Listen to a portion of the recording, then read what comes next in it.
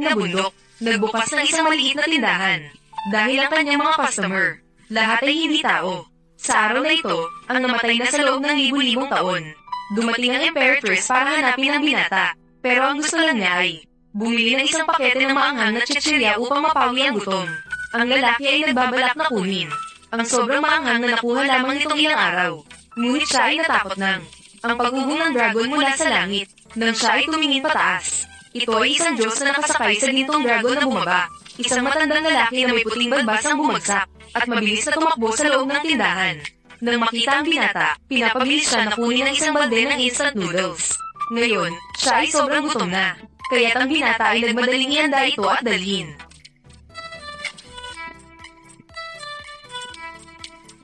Kaya't hindi nakapagtataka na inutusan ako ng aking ama na bantayan ng maliit na tindahan. Nang malaman, sila pala ang mga customer na hinihintay. Samantalang ang Imperatress ay busog na. Ang binata ay agad na tumayo nang makita ito. Nais mo nang makuha ang bayad. Ngunit ang Imperatress ay naganap, pero hindi niya natagpuan ang pera. Kaya't sinabi niyang lumabas siya. Nakalimutan dalhin ang pilak, at isa na lamang natira sa kanya. Simbolo ng banal na apoy. At ang banal na apoy ay ang Imperatrice. Isang pangunahing pwersa na itinatag mga libong taon na ang nakalipas. Ngunit sa ngayon ay lumipas na ang 1,000 taon. Ang pwersang ito na dating pangunahing ay hindi alam kung umiiral pa, kaya't hindi na makakatulong ang pag-iwan sa simbolo. Mas mabuti pang gamitin ito para sa pambili ng maanghang na chichirya. Iniisip ito, ibinigay niya ang simbolo sa binata. Pagkatapos, ipinaliwanag niya sa kanya. Ang taong may hawak na simbolo ay ang banal na anak ng banal na apoy. Nang sabihin na ito, kinuha ang maanghang na chichirya at tumakbo. Ang matandang may puting balbas sa tabi. Wala ring pera ng tao, kaya't kumuha siya ng isang pirasong kahoy. Nais na ipambayad sa instant noodles. At sinabing basta mayroon siyang pirasong kahoy na ito, ay makukuha ang lahat ng nais. At may lilipat sa kanyang mga kamay. Matapos ipaliwanag ng matanda ay agad siyang tumakbo pabalik. Naramdaman ng binata na ang dalawang ito ay mga malaking mandaraya. Mukhang hindi maganda ang ibinibigay nilang mga bagay. Naisip ng binata na kung siya ay magbubukas ng tindahan at malulugi na naman. Baka ang kanyang asawang babae ay tatakas na sa ibang tao. Hindi akalain na sa susunod na segundo ang kanyang asawa ay pumasok at inihagis ang kasunduan sa negosyo sa mesa. Ang babae ay may kasama pang mayamang anak na lalaki na sumusunod sa kanya. Ang kausap ay nagyayabang at nagsabi na siya ay kasama ng kanyang asawa 3 taon na ang nakalipas. Kung hindi sinabi ng babae na ang binata ay hindi karapat-dapat na maging ama ng bata. Talagang walang potensyal na maging tagapagmana. Itinatago ang bagay na ito sa iyo. Nang marinig ito ng binata, siya ay nagalit at di nakatiis. Sinampal ang mayamang anak ng isang malakas na slap, ngunit agad siyang pinigilan ng kanyang bodyguard at pinagsasampal. Sa huli, siya ay sinugutan sa daliri ng kausap at pinilit siyang mag-iwan ng marka sa kasunduan sa negosyo. Sa hindi alam ng babae na ibinigay ang banal na apoy sa binata, ang dalaga ay makakaalam na ng kalagayan ng binata, kaya't sa pamamagitan nito, mabilis natagpuan ang kinaroroonan ng binata. Sobrang sakit ang mga walang hiyang ito. Talagang brutal ang kanilang ginawa. Siya ang banal na anak. Paano magiging ganyang kawawa ang isang banal na anak? Wala nang pakialam. Kung siya ay banal na anak, mayroon akong paraan para malaman. Magandang babae. May kailangan.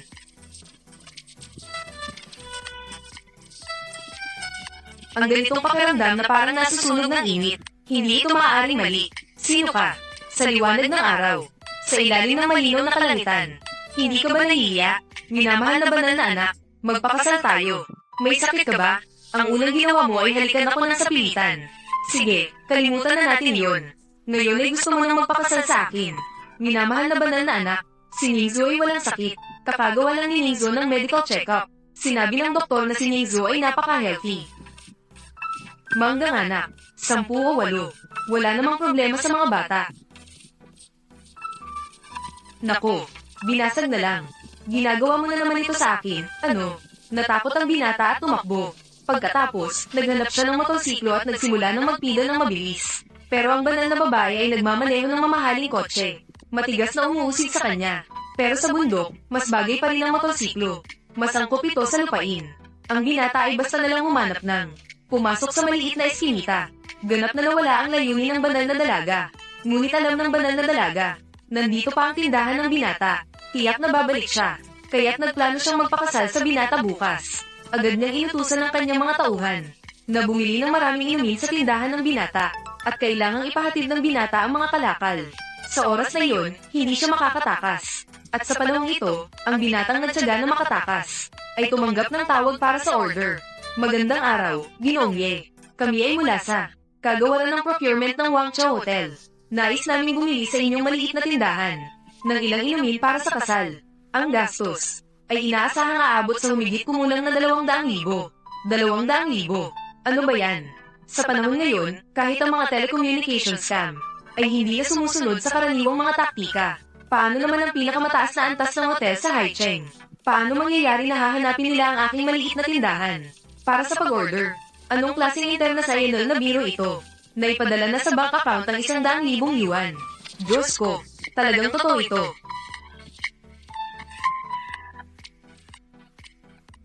Ginoong Ye, 100,000 paunang bayad. Naipasa ko na sa iyo. Ipadala mo bukas ang mga kalakal sa Dynasty Hotel. Pagkatapos sa ballroom, makikita kita ng personal para sa huling bayad. Sige. Hindi ko akalain. Totoo pala. Sa loob ng maraming taon, sa wakas, ang aming libingan ay sumisigaw ng usok. Tara na.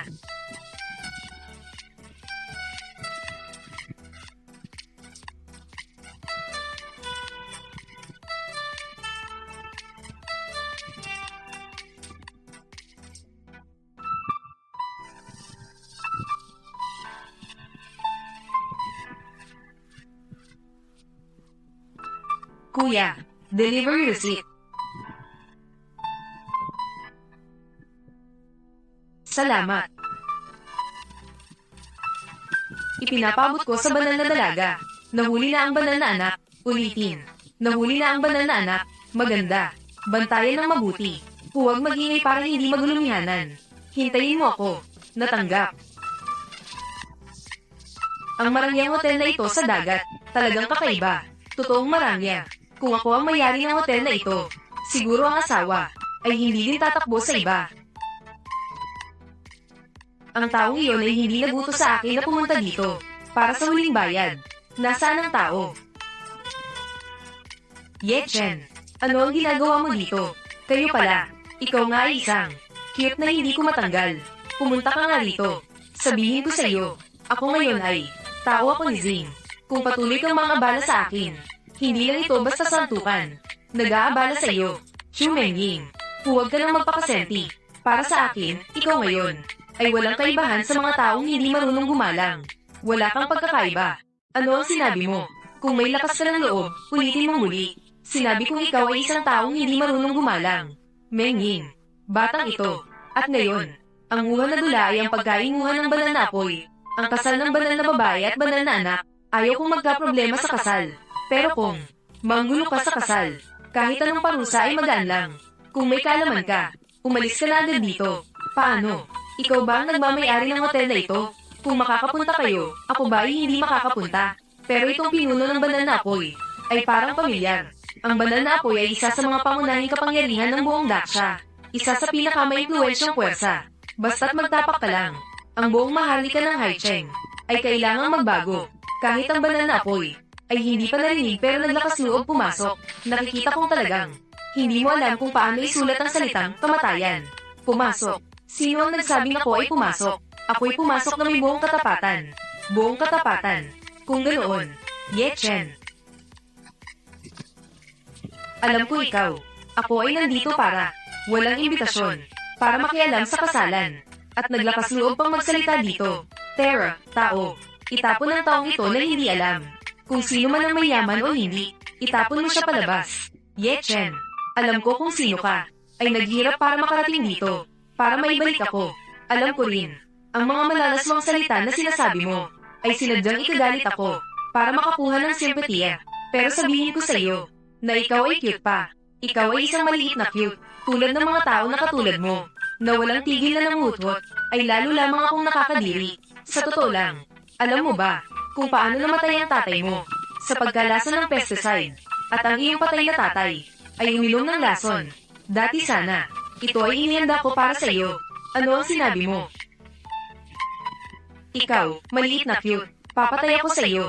Bitawan mo. Bitawan mo ako. Bitawan mo. Zheng Xiao. Siya ay naglakas loob pang saktan ako. Mula pagkabata hanggang sa paglaki. Hindi kayang parusahan ako ng nanay ko. Sinaktan niya ako. Bitawan mo. Ye Chen, papatayin kita. Anong nangyari?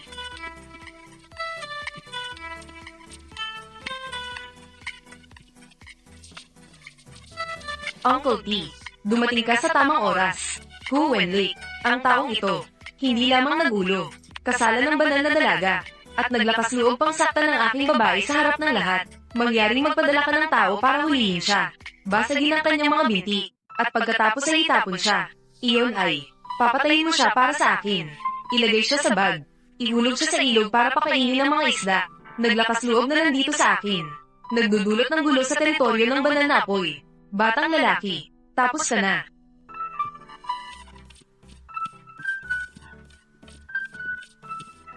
Tatlong taon. Chu Mengying. Laging sumusunod ako sa iyo. Inilaan ko ang lahat sa bahay. Lahat ay ibinigay sa iyo. Hindi ko akalain na makakakuha ako ng ganitong resulta ngayon. Labis akong nadismaya sa iyo. Alam mo rin na 3 taon. Kaya alam mo kung ano ang 3 taon ng kabataan. Para sa isang babae, ano ang ibig sabihin? Ngayon, gagamitin ko ang buhay mo para ilibing ang 3 taong kabataan ko. Lahat kayo, umaksyon. Ipinapabot ko sa banal na dalaga, Zheng Jian mula sa pamilya Zheng ng High City. At nakipagtalo sa banal na anak, nagbabanta pa siya. Napatayin ng banal na anak, ilabas sa ilog para pakainin ng mga isda. Sino mang lalaking umamon sa akin si Bai Nizu. Naghahanap ng kamatayan. Ipaabot ang balita. Banal na apoy na simbahan sa Haicheng. Magtipon ang lahat ng tagasunod. Ang hindi dumating sa loob ng 3 minuto ay mamamatay. Ano ang ina-address? Patayin mo siya para sa akin. Sandali lang. Yung ako. Hindi ako nandito para magdahilan. Nandito ako para maghatid ng mga kalakal. Hotel ng Dinastiya. Nag-order sa akin ng isang batch ng mga kalakal. Kung kayo ay haamon sa akin, huwag nang asahan ang batch na ito. Maghatid. Ang Hotel ng Dinastiya. Palaging may nakatakdang supplier. Paano ito magiging isang supplier ng isang tindahan? Ayos na. Huwag nang makipag-usap sa kanya. Agad patayin siya. Kung hindi, maantala. Ang kasal ng banal na babae. Walang sino man sa atin ang makakabawi. Hindi mo narinig ang sinabi ni Zheng Xiao. Bakit hindi pa umuusad? Huwag. Bitawan mo ako. Bitawan. Tumigil ka.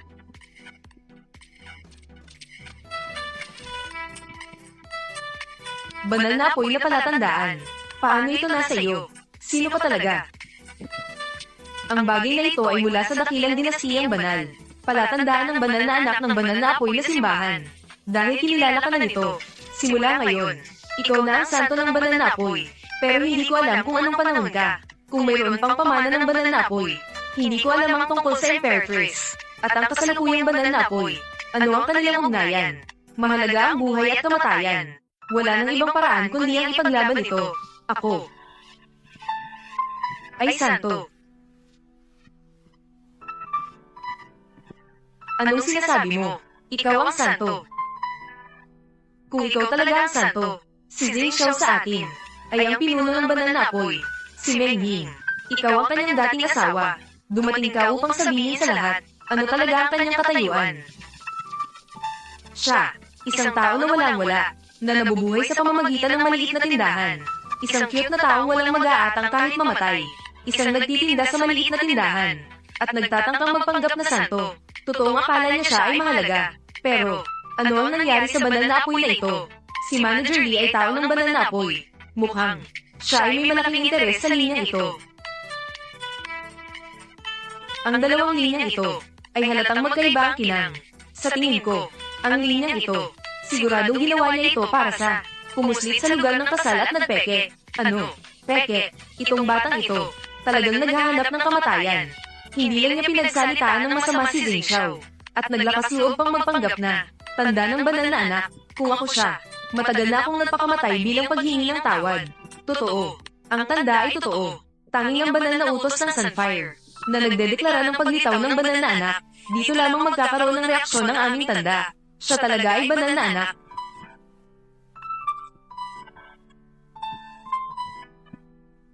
Alagad ng Sunfire. Likide, sa malubong. Tiyo, Ikaw, huwag kang magpaloko sa kanya.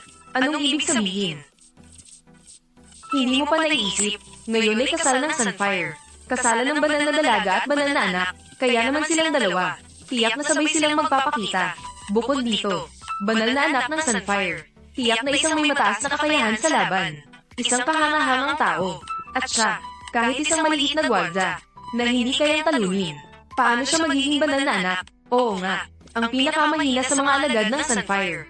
Lahat sila ay tanyag ng mga guro sa martial arts. Anak ng santo, paano maaaring isang tao na hindi kayang talunin ng bodyguard? Mga gilo at ginang, natagpuan ko na. Ang batang ito ay may maliit na tindahan sa labas ng CCT. Nagbukas ako ng maliit na tindahan. Ang kanilang pamilya ay 3 henerasyon ng mga mahihirap na walang kinalaman sa Sacred Fire Church. Wala talagang kinalaman. Kaya, ang Sacred Fire Token na ito, tiyak na ninakaw niya. Napilitang pakasalan siya sa ilalim ng pagbabanta ng pamilya ko. Nang 3 taon, alam ko ang lahat tungkol sa kanya. Alam ko na ito ng buong buo. Kung siya ay talagang anak ng santo, paano ko maaaring hindi malaman? Ah, ganun ba? Maganda. Napakaganda. Batang ito, hindi lang ikaw ang nagnakaw ng aming Sacred Fire Church, ng pinakamataas na Sacred Fire Token, kundi nagkukunwari ka rin anak ng santo. Hindi. Ayon sa mga alituntunin ng simbahan, nararapat na parusahan ng libu-libong sugat, tunguhin, isagawa ang parusa. Isama ako.